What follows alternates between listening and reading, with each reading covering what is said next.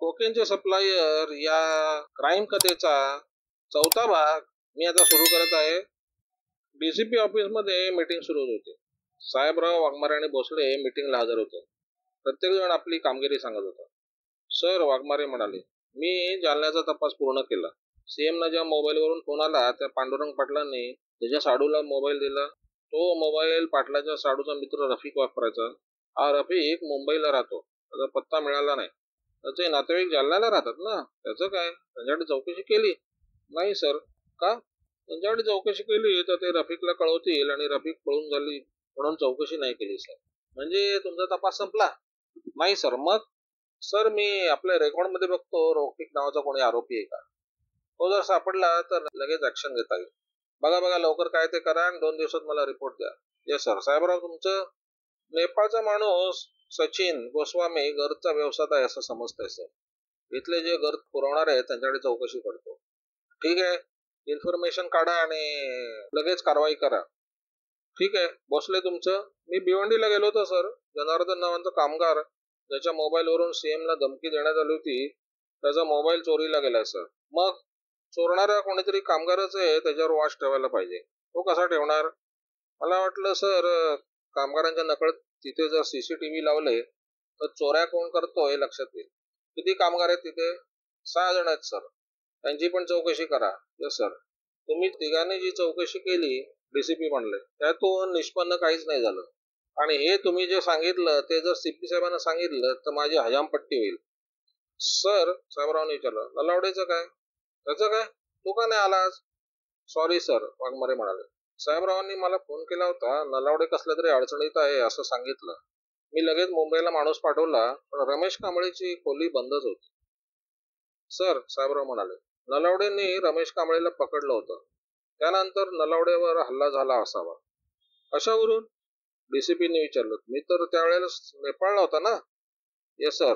पण ज्यानं मला फोन केला होता तो नंबर आणि मुख्यमंत्र्यांना ज्या नंबरवरून धमकी आली होती तो नंबर एकच होता. काय म्हणता? Yes sir. मग जर नलावडेला ताबडतोब शोधून काढायला पाहिजे. मलाही तेच वाटतं सर. साहेब, तुम्ही एक काम करा, मुंबईला जा. तिथे तुमचे काही कॉन्टॅक्ट असतील त्याचा वापर करा. नलावडेला आधी शोधून काढा. Yes sir. वाघमारे, तुम्ही जालन्याला 2-3 मदतनीस घेऊन जा. रफिकच्या नातेवाईकांवर लक्ष ठेवा आणि हे माहिती काढा. Yes sir. भोसले, तुम्ही भिवंडीच्या लूमच्या मालकाला भेटा. काय समजलंय का बघता. Yes sir. मीटिंग संपल्यावर साहेबराव बाहेर आले. काय साहेबराव? वाघमारेने विचारलं. मुंब्रा का? हो साहेब. काय करणार? साहेबराव म्हणाले. अरे तिथे जाऊन काय फायदा? माझा माणूस गेला होता. रमेश रूमवर नाही. हो, ते मला माहिती आहे, पण साहेबांनी सांगितलंय ना, तर जायला पाहिजे. हा, जाऊन या. बघा एक राऊंड मारून. चालेल साहेब, साहेबराव म्हणाले. वाघमारे जाताच साहेबराव जोशीला भेटायला आले. साहेबराव जोशीला म्हणाले, एक काम होतं, बोला. नंबर लिहून घ्या. हा माझ्या खास माणसाचा आहे. मला त्याचं लोकेशन हवंय. त्यासाठी आपल्याला मोबाईल कंपनीला कॉन्टॅक्ट करावं लागेल. हो, हे लवकरच करायचं आहे. मी लगेच पत्र तयार करतो, साहेबाची सही घेतो, कोणाला तरी पाठवतो. कोणाला पाठवू नका, पत्र मला द्या. मी मोबाईल कंपनीत जातो. तुम्ही स्वतः? ठीक आहे साहेब. साहेब विचारतील कोणाचा नंबर आहे तर काय सांगायचं? हा आपला पोलीस कॉन्स्टेबल आहे नलावडे, त्याचा नंबर आहे. तो 2 दिवसापासून गायब आहे. साहेबांना सांगा माझं नाव, ते सही करतील. थोड्याच वेळात पत्रावर सही घेऊन साहेबराव मोबाईल कंपनीत गेलं. तिथल्या नोडल ऑफिसरला भेटले. सर, ते म्हणाले, आमचा कॉन्स्टेबल एका आरोपीच्या शोधात गेला होता. तो गायब झालाय. आम्हाला त्याचं लोकेशन तात्काळ हवंय. ऑफिसरने लगेच कंट्रोल रूम मधनं मोबाईलचं लोकेशन चेक करायला सुरुवात केली.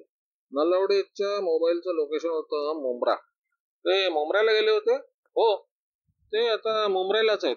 मोबाईलची बेल वाजते पण ते उचलत नाहीत. ही जागा नेमकी कुठली आहे? स्टेशन रोड, मोहम्मदी लॉज. तिथलंच लोकेशन येत आहे. ओके, थँक्स, साहेबराव म्हणाले. त्यांनी लोकल पकडली आणि मुंबईहून मुंब्र्याला लवकर जायचं असेल तर लोकल हा सर्वात चांगला उपाय होता. मुंब्र्याला बहुसंख्य वस्ती मुस्लिमांची होती. भिवंडीला पण बरीच वस्ती मुस्लिमांची होती. पण मुंबईला जायला यायला भिवंडी दूर असायची. मग काही मुसलमान मुंबईला राहायला आले. तिथे 2-3 हजारात खोली मिळायची. हळूहळू संख्या वाढत गेली. आता तर 4-5 लाखाच्या वरती मुस्लिम वस्ती तिथे झाली होती. एका बाजूला खाडी आणि दुसऱ्या बाजूला वस्तीमध्ये रेल्वे लाईन होती. बरेच तडीपार बांगलादेशी इथे राहत होते. साहेबराव काही वेळा इथे येऊन गेले होते. त्यांचा एक खबरी इथे राहायचा. त्याचं नाव होतं बंटी. साहेबरावांनी त्याला फोन केला. बोला साहेब, बंटी म्हणाला. तू अजून मुंबऱ्यातच आहेस का? हो साहेब. मुंबऱ्याची एका माणसाची माहिती काढायची होती. काढतो ना साहेब, सांगा ना. नाव सांगतो, पत्ता पण सांगतो. रमेश कांबळे. एक मिनिट साहेब, माझ्या लक्षात आलं. काय? मोहम्मदी लॉजच्या समोर राहतो तोच ना? साहेबरावांना आठवलं, कंपनीवाले पण मोहम्मदी लॉजचं लोकेशन सांगत होते. याचा अर्थ रमेशचं घर मोहम्मदी लॉजच्या समोरच असावं. हा तोच. माझा चॅप्टर आहे साहेब. हा काय झालं? त्याचं खरं नाव रमेश नाही. मग? अली आहे. अच्छा. हो साहेब. काय करतो तो? तो काय, जो पैसा देईल त्याचं काम करतो. कुठलंही असो. मला त्याची माहिती पाहिजे. ठीक आहे साहेब, बंटी म्हणाला. आणि मला येऊन भेट. मी आता तिथे रेल्वे स्टेशनच्या बाहेर आहे. बंटी तिथे आला आणि साहेबरावाने 2 नोटा त्याच्या हातात कोंबल्या. बंटीने रामराम केला आणि तिकडून तो निघून गेला. बंटीला भेटून साहेबराव मोहम्मदी लॉजवर आले. बोला साहेब, मॅनेजर म्हणाला. मी मुंबई क्राईम ब्रांचहून आलोय. माझा एक नलावडे नावाचा कॉन्स्टेबल तुमच्या लॉजमध्ये राहतोय. साहेब, एक नलावडे नावाचे कॉन्स्टेबल आमच्या लॉजमध्ये राहायला आले होते. काल सकाळी ते धावतच बाहेर गेले होते. ते परत आलेले नाहीत. त्यांची रूम उघडीच होती. त्यांची वाट बघून आम्ही लॉक लावलं. कुठे आहे चावी? साहेबरावने विचारलं. मॅनेजर विचारत पडला. चावी देऊ की नाही? डोंट वरी, साहेबराव म्हणाले. ही क्राईम ब्रांच मध्येच आहे. हे माझं आय कार्ड. त्याच्या रूम मधलं मला सामान चेक करायचंय. मॅनेजरने चावी दिली आणि तोही साहेबरावांबरोबर आला. माफ करा साहेब, लॉज मधल्या राहिलेल्या सामानाची जबाबदारी आमची असते. हा ठीक आहे, चला, साहेबराव म्हणाले. दोघेही नलावड्याच्या रूम मध्ये आले. एक एअर बॅग होती. त्यात नलावड्याचं सामान होतं. चड्डी, बनियान, ड्रेस, गाडीचं सामान, रिव्हॉल्वर. टेबलवर मोबाईल ठेवला होता. हे मी घेऊन जातो. साहेबराव रिव्हॉल्वर आणि मोबाईल उचलत म्हणाले. हे गायब झाले तर तुम्हीच प्रॉब्लेम मध्ये याल. चालेल सर. आणखी काही सांगू शकता? ते लॉजवर आले. त्यांनी पण क्राईम ब्रांचचं कार्ड दाखवलं आणि मला रूम सिलेक्ट करायची म्हणाले. त्यांनी ही रूम सिलेक्ट केली आणि गॅलरीत बसले होते. यावरून तुझ्या काही लक्षात आलं असेल. मग मला समजलं की ते कोणावर तरी वॉच ठेवतात. खाण्यापिण्याचं जेवण मागवलं होतं. बाहेर कधी गेले? सकाळी 6:30 वाजले होते. ते एकदम धावत धावत बाहेर गेले. अंगात फक्त लेंगा आणि बनियान होतं. तुम्ही त्यांना बघितलं? नाही साहेब, मी झोपलो होतो. पण साफसफाई करणाऱ्या पोरांना सांगितलं मला. अच्छा, साहेबराव म्हणाले. रूम ही बंद ठेवा, मी परत येईन. समोरची रूम जरा बघून येतो. चालेल साहेब, मॅनेजर म्हणाले. साहेबराव समोरच रमेशच्या रूम जवळ पोहोचले. दाराला कुलूप लावलं होतं. शेजारी पाजारी विचारलं तर कोणाला काही माहिती नव्हतं. कोणी काही बघितलं असेल तर ते सांगणार नाहीत हे साहेबरावांना माहिती होतं. शेजाऱ्यांकडून हातोडी घेतली आणि कुलूप तोडलं. आत आले तर बरंच रक्त जमिनीवर सांडलेलं दिसत होतं. किचनच्या दरवाज्यावर गोळ्या झाडलेल्या दिसत होत्या. त्यांनी मोबाईल काढला आणि मुंब्रा पोलीस स्टेशनला फोन लावला. आवाज आला. नमस्कार, मुंब्रा पोलीस स्टेशन, हवालदार जाधव बोलतो. नमस्कार हवालदार, मी PSI साहेबराव पाटील बोलतो. साहेबराव पाटील? हा, हो बोला. रामराम साहेब, आज अशी काय आठवण काढली? म्हणजे मुंब्र्याला आलो. काय म्हणताय? काय चाललंय? आमची गरीबाची तुम्हाला कशीला आठवण येईल? आपण? साहेब, हवालदार जाधव बोलतो. आपण अंधेरीला एकत्र होतो. अरे हा, ते दिवस काय आपल्याला अजून विसरता येणार नाहीत. हो खरंय साहेब. बरं आहे का तुमचं साहेब? हो हो, बरं आहे ना. तुमच्या साहेबांना जरा द्या. पठाण साहेब आहेत ना? हो हो, एक मिनिट साहेब. असं बोलून हवालदार पठाण साहेबांच्या केबिन मध्ये गेले. बोला हवालदार, पठाण साहेबांना विचारलं. काय म्हणता? साहेब, फोनवर PSI साहेबराव पाटील आहे. साहेबराव म्हणजे आपले एन्काउंटर स्पेशलिस्ट? हो साहेब. द्या फोन. हवालदार साहेबरावांना म्हणाले. सिनियर साहेब बोलतायत साहेब. नमस्कार पठाण साहेब, साहेबराव म्हणाले. नमस्कार. काय म्हणता साहेबराव? काय नाही, आपलं दर्शन घ्यायला आलोय. काय म्हणता, मुंबईत आहात? हो. तुम्ही इथे आलात म्हणजे काहीतरी गडबड असणार. काय करणार साहेब?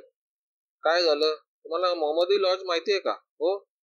त्याच्यासमोर एक चाळ आहे. त्या चाळीत एक रमेश कांबळे नावाचा माणूस राहतो. मी त्याच्या रूमवर आलो आहे. बहुतेक इथे फायरिंग झालं असावं. आपले फोटोग्राफर, लॅबवाले आणि आपण आलात तर बरं होईल. आणि डॉग स्क्वॉड आणला तर बरं होईल. साहेबराव, तुम्ही मुंबई कमिशनरेट मध्ये आहात. मी ठाणे कमिशनरेट मध्ये. CP साहेब मला विचारतील हा बाहेरचा माणूस इथे काय करतोय. काय सांगू? आपण म्हणता ते बरोबर आहे साहेब. इथे तपास करण्यापूर्वी परवानगी घ्यायला हवी होती. पण मला सांगा, एखादा अतिरेकी मुंबईहून ठाण्याला पळाला तर आधी पाठला करायचा की परमिशन घेत राहायचं? हा अतिरेकी होता? हो, बहुतेकच, कारण मी त्याच्या खोलीत उभा आहे आता. अच्छा अच्छा, ठीक आहे, मी पोहोचतो 10 मिनिटात.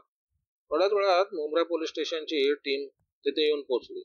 ठाण्याहून श्वान पथक, फिंगरप्रिंट एक्सपर्ट वगैरे आले आणि तपास सुरू झाला.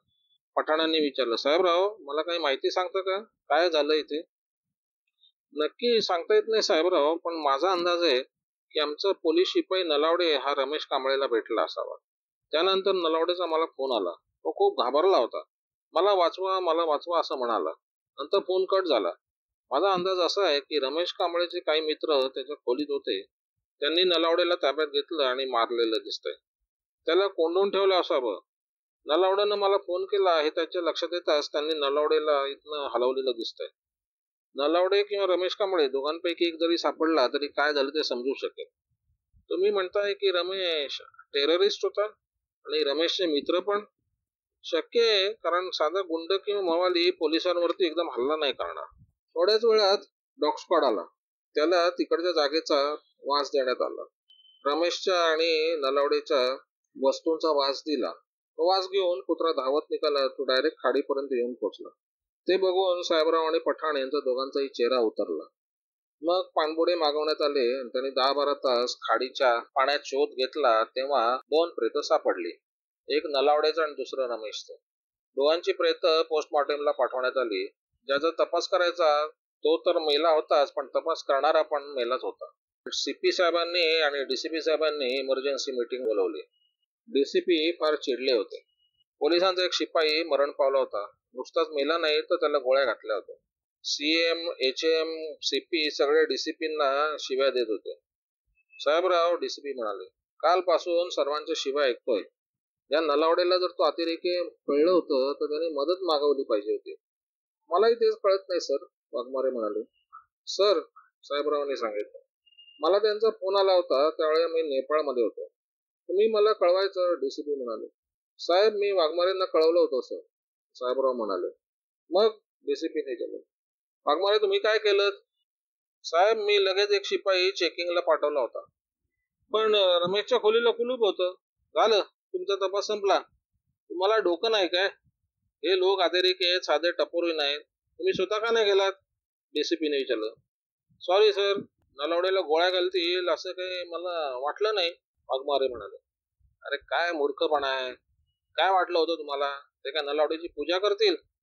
सर, तसं असलं तर आमच्या प्रत्येकाच्या जीवालाच धोका आहे.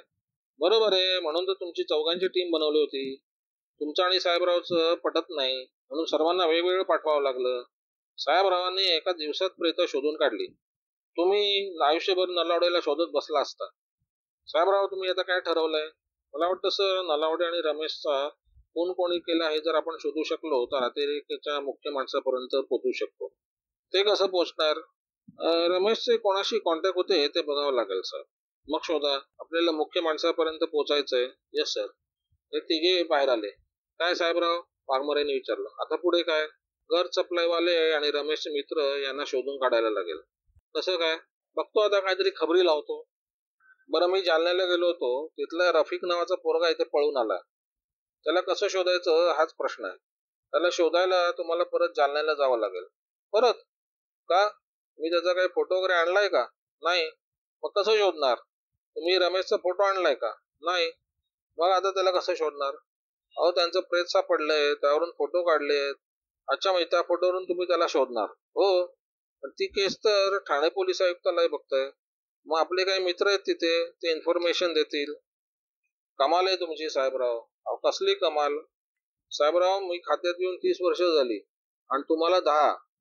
माझ्या जेवढ्या ओळखी आहेत त्याच्या चौपट तुमच्या ओळखी आहेत. काय करणार साहेब? बरं ठीक आहे. आता मी जालन्याला जाऊन येतो. फोटो घेऊन येतो, म्हणजे तपास सुरू करता येईल. ठीक आहे, मी पण ठाण्याला जातो, बघतो तपास कुठपर्यंत आलाय तो. चालेल. दोघांचं बोलणं सुरू होतं तेव्हा भोसले भिवंडीला जायला निघाले.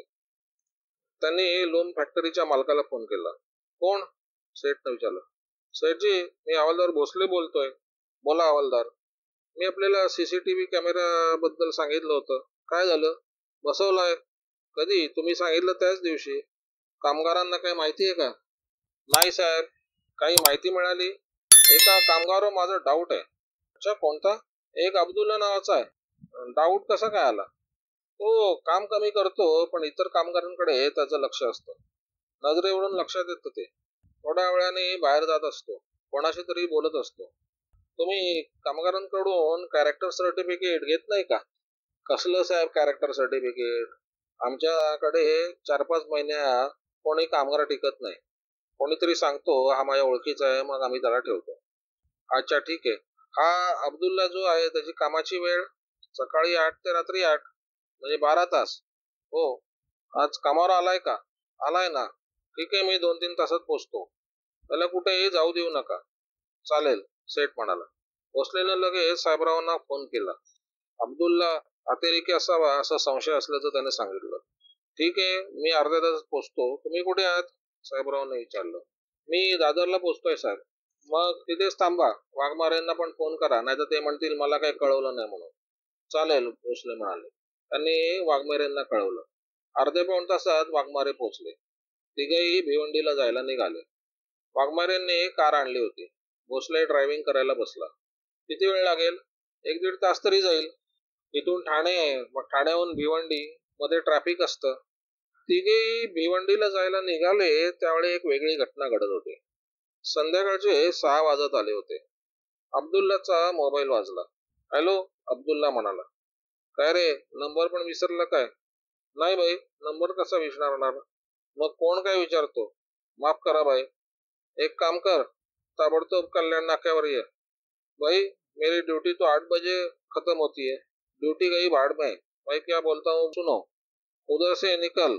कल्याण फाटा पे बादशाही हॉटेल है, उधर आ जा. चलेगा भाई? अब्दुलनं मोबाईल खिशात टाकला आणि जायला निघाला. सेठचं त्याच्याकडे लक्ष होतं. त्यानं विचारलं, अब्दुल्ला किधर जा रहा है? अब्दुल्लानं करंगळी दाखवली. लघवीला जातोय असा इशारा केला. सेठनं मान हलवली आणि अब्दुल्ला बाहेर आला. रिक्षा केली आणि कल्याण फाट्यावर पोहोचला. बादशाही हॉटेल समोर येऊन थांबला. अब्दुल्ला इकडे तिकडे बघत होता. भाईनं कोणाला तरी भेटायला पाठवलं असेल हे त्याला माहिती होतं. एक अनोळखी माणूस तिथे त्याच्याजवळ आला. अब्दुल्ला, हा भाई, चलो तुम्हारे साथ बोलणे काय, असं तो म्हणाला आणि 2-3 मिनिट ते चालत राहिले. तो माणूस अर्थातच शौकत होता. आप कौन? अब्दुल्लाने विचारलं. मैं शौकत. अच्छा, काय निरोप आहे? चल त्या कोपऱ्यात झाडाजवळ जाऊ आणि तिथे निवांत बोलू, शौकत म्हणाला. एक मोठं झाड बघून शौकतनं अब्दुल्लाला थांबवलं. कमरेला खोचलेलं रिव्हॉल्वर काढलं आणि अब्दुल्लाच्या छातीत 4 गोळ्या झाडल्या. अब्दुल्ला खरा तर पहिल्याच गोळीत मरण पावला होता. खात्री व्हावी म्हणून 3 गोळ्या अजून झाडल्या. अब्दुल्लाचे खिसे तपासले, त्याचा मोबाईल आणि पाकिट काढलं.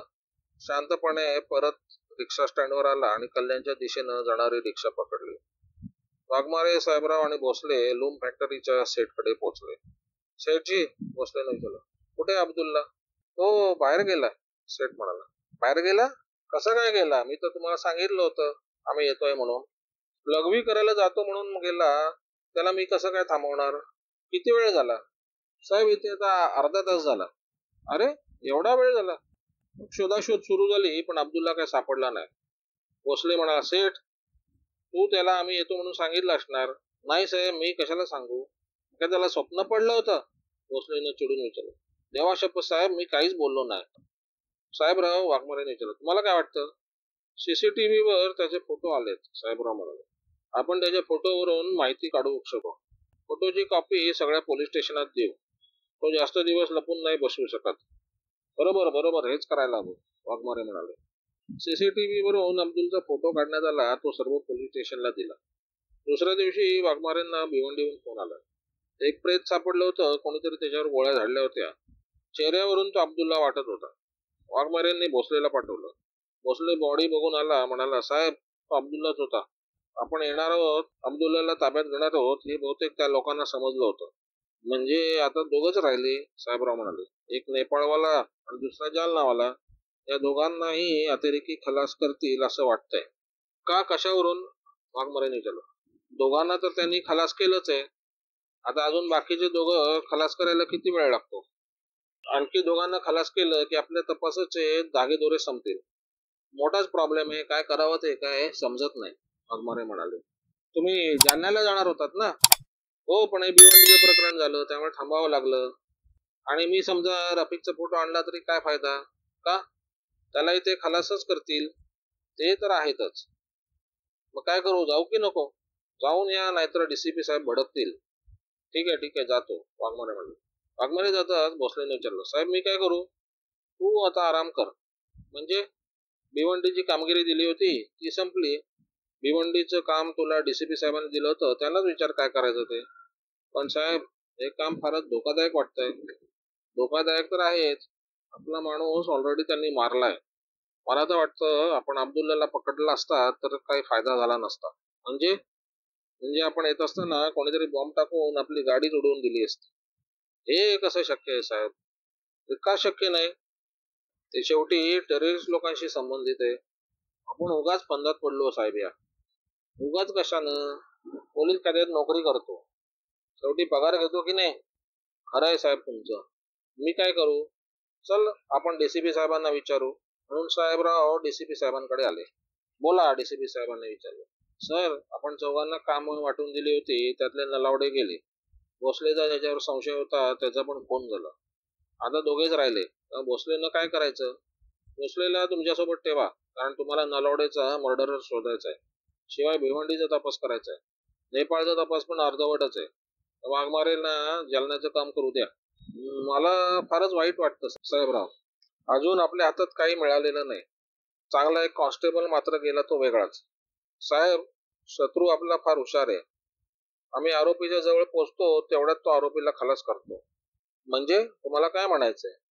मला वाटतं सर, आमच्या चौघांवर वॉच असावा. आम्ही काय करतोय हे त्यांना आधीच समजतं. मलाही तेच वाटतंय. कारण नलावडेला आरोपी सापडला होता. त्यानं आरोपीला धरलं तेवढ्यात त्याच्यावर गोळ्या झाडण्यात आल्या. भिवंडीला पण तेच झालं. आम्ही आपल्याला रिपोर्ट करतो तर बातमी लीक कुठनं होते? नॉनसेन्स, डीसीपी चिडून म्हणाले. सर, मला समजून घ्या. आपण सीएम किंवा एचएम ना जर रिपोर्ट करत असाल आणि त्यावेळी तिथे कोणी असतं तर मी त्यांच्याशी बोलतो तेव्हा तिथे कोणीही नसतं. ते कोणाला सांगत असतील तर? मला नाही वाटत ते कोणाला सांगत असतील.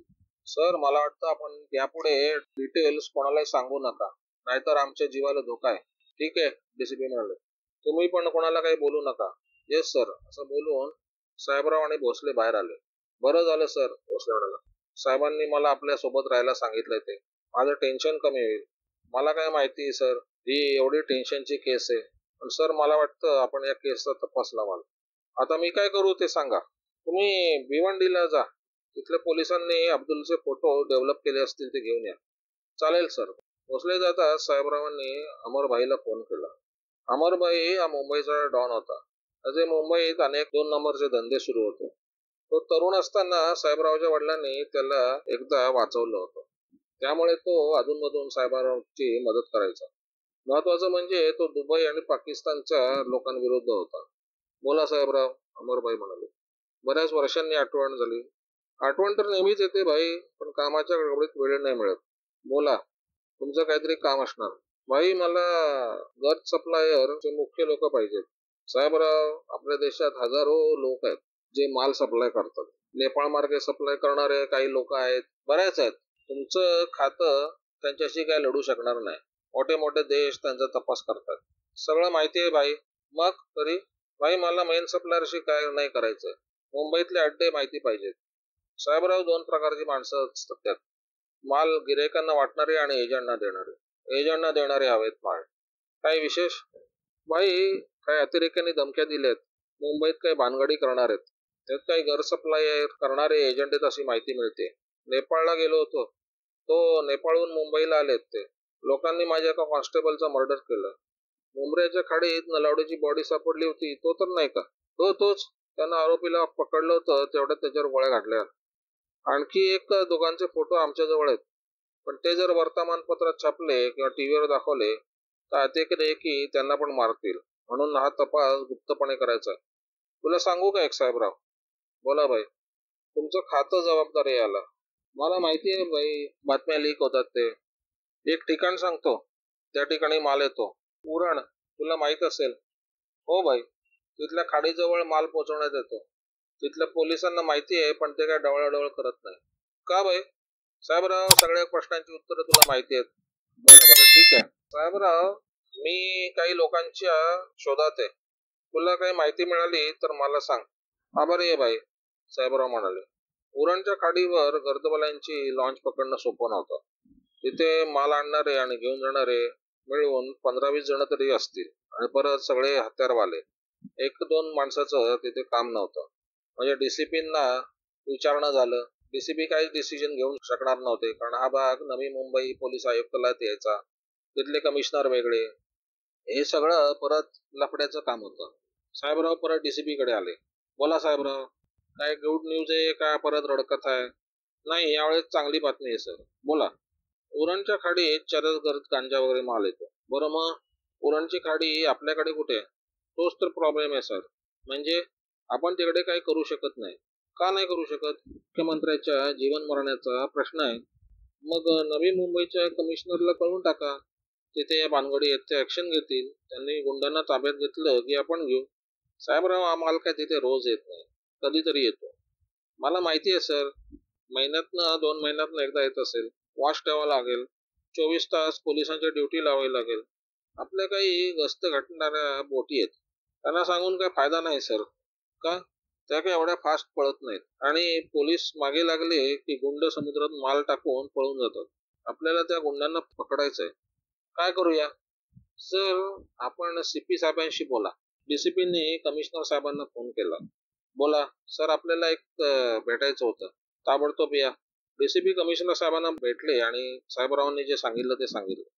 बरंच आहे, सीपी म्हणाले. डोकी नवी मुंबईवाल्यांकडे गेली तर बरं होईल. मलाही तेच वाटतं सर. त्या अतिरेक्यांशी लढण्यासाठी एटीस आहे, ते काय आपल्यासारखंच काम नाही. ठीक आहे, मी बोलतो. कमिशनर साहेब मुख्यमंत्र्यांना भेटले आणि त्यांना सगळी स्टोरी सांगितली. हे सगळं तुम्हाला कसं काय समजलं? तुमचा एक PSI आहे, साहेबराव पाटील. ही इन्फॉर्मेशन त्यानं दिलेली आहे. हा, मी त्याचं नाव ऐकलंय. आमच्या खात्यातला चांगला डॅशिंग ऑफिसर आहे सर तो. चांगले केसेस त्यांनी सॉल्व्ह केलेत. एक काम करा, साहेबराव पाटलाला मला भेटायला सांगा. चालेल सर. तुमच्या एका माणसाचा खून सुद्धा झालाय. हा खून तुमच्या मूर्खपणाने झालाय. म्हणजे काय सर? अरे, तुम्ही 10-15 जणांची टीम तयार करायला होती. प्रत्येक टीम मध्ये 4-4, 5-5 जण पाहिजे. एकेका माणसाला काय पाठवताय सर? ती एक चूक झाली, मोठी चूक झाली. आता तुम्ही दुसरी चूक करायला निघालाय. कोणती सर? मुंबई पोलीस जो तपास करत होते तो नवी मुंबईला द्या म्हणतात. मुंबईवाले नवी मुंबईवाले म्हणतात हा इकडे द्या. अशी टोलवा टोलवी सुरू होईल. मला फोन करणाऱ्यांपैकी 2 तर गेलेच आहेत. आणखी 2 मेले की तुमचा तपास संपला. असं काही होणार नाही सर. अशावरून एकदा ते सप्लाय करणारे ताब्यात आले की मुख्य आरोपीपर्यंत पोहोचू शकतो. हे बघा, तुमच्या या कामासाठी चांगले अधिकारी आणि कॉन्स्टेबल द्या. नुसते पाट्या टाकणारे नकोत. Yes sir. आणि एक परत काम करा, त्या साहेबरावला जरा माझ्याकडे पाठवा. त्याच्याशी बोलतो. बरेच लोक त्याचं कौतुक करतात. त्याला एकदा बघायचं तरी होतं. त्याला फोन करू का सर? करा. कमिशनर साहेबांनी लगेच साहेबरावला फोन लावला. Yes sir. काय करतात? ऑफिसमध्येच आहे सर. आताच वाघमारे साहेब जालन्यावरून आले, त्यांच्याकडून माहिती घेतोय सर. ती नंतर घ्या. तुम्हाला सीएम साहेबांनी बोलवलंय. कोणी? सीएम साहेबांनी? हो, मंत्रालयात ताबडतोब तुमची वाट बघतात. Yes sir. सीपी साहेबांनी बोलवलंय, वाघमाऱ्यांना सांगितलं. कुठे? मंत्रालयात. म्हणजे सीपी साहेब आणि सीएम साहेबांच्या ऑफिसमध्ये, तिथे मला बोलवलं. बरं बरं, ठीक आहे, तुम्ही जाऊन या. साहेबरावांनी कडक सॅल्यूट मारला. कमिशनर साहेबांना सीएम साहेबांनी बाहेर थांबायला सांगितलं. मुख्यमंत्री साहेबरावांना अँटी चेंबर मध्ये घेऊन आले. बसा साहेबराव, तुमच्याबद्दल काय ऐकून आहे. Sir, thank you sir. तुम्ही बऱ्याच राजकारणातल्या लोकांची कामं केलेली असं समजलं. सर, काय नाही, एवढं काय खास नाही. तुम्हाला या केस विषयी काय वाटतं? सर, यात पण राजकारण असण्याची शक्यता आहे. म्हणजे आपल्याकडे जो मुख्यमंत्री असतो ना सर, त्याचे बरेच शत्रू असतात. 2-4 असे मंत्री असतात की ज्यांना मुख्यमंत्री व्हायचं असतं. ते होऊ शकत नाहीत. मग जे मुख्यमंत्री आहेत त्यांना तो त्रास देण्याचा प्रयत्न करतात. आपल्याला हे राजकारण माहिती असेल सर. हो, ते माहिती आहे. पण मला ज्या धमक्या आल्या त्यामागे हे काही असू शकत नाही. बरं, ठीक आहे सर. या केसचे धागेदोरे गरच्या व्यवसायाशी संबंधित आहेत. हे तुम्हाला कसं काय कळलं? सर, मी नेपाळचा तपास करत होतो तेव्हा अशी मला माहिती मिळाली. त्यावरून मला असं वाटतं. उरणच्या खाडीत माल उतरतोय, तुम्हाला कसं काय कळलं? सर इन्फॉर्मेशन मिळाली. हे काम कोणाचं आहे ते शोधावं लागेल. Yes sir. सर मी नवी मुंबई पोलीस आयुक्तालयाला ही बातमी देण्याचा म्हणत होतो. नाही नाही, हे सगळं तुम्हीच करायचं आहे. चालेल सर. तुम्ही एक चांगली टीम घ्या आणि हा तपास करा. त्याच्यावरनं कदाचित पुढील माहिती आपल्याला मिळू शकते. सर मी आपल्याला भेटायला आलोय हे त्यांना समजलं सुद्धा असेल. कशावरून? ते बहुतेक आमचा पाठलाग करतात सर. माझाच नाही तर आमच्या टीम मधल्या सगळ्यांचा. त्यामुळेच तर नलावडेचा खून झाला. म्हणजे नलावडे रमेश कांबळेच्या रूम समोरच्या लॉज मध्ये थांबला होता, रमेशची वाट बघत. रमेश येताच तो त्याला पकडायला धावला. त्याचा मोबाईल आणि रिव्हॉल्वर तो रूम मध्येच विसरला होता आणि रमेशचा मोबाईल ताब्यात घेतला. त्यावरून तुम्हाला धमकीचा फोन आला होता तो मोबाईल तोही विसरला की अतिरेकी आपल्या मार्गावर असतील. तुम्हाला हे सगळं कसं काय समजलं? सर मी इन्फॉर्मेशन काढली. उरणला जाऊन काही फायदा नाही. नाही, मग हा तपास सोडून द्यायचा. तपास सुरू आहे सर. मी काही खबरी कामाला लावतो. एक विनंती करतो. बोला सर. 2-4 दिवस आपण दौऱ्यावर कुठे जाऊ नका. गर्दी कोणी घुसू शकतो. अरे पण असं करून कसं चालेल सर? जीवाला धोका आहे आपल्या. तुमचा तपास तर सुरू आहे ना? सुरू तर आहेच. आणि मीच तर इन्फॉर्मेशन काढली उरणची. ठीक आहे, तुमचं काम सुरू करा. डीसीपी ला माझा निरोप सांगा. हीच टीम काम करेल आणि मी सीपी ना कळवतो. Yes sir. असं म्हणून साहेबराव तिकडनं बाहेर पडले. साहेबराववरती आता मोठी जबाबदारी होती.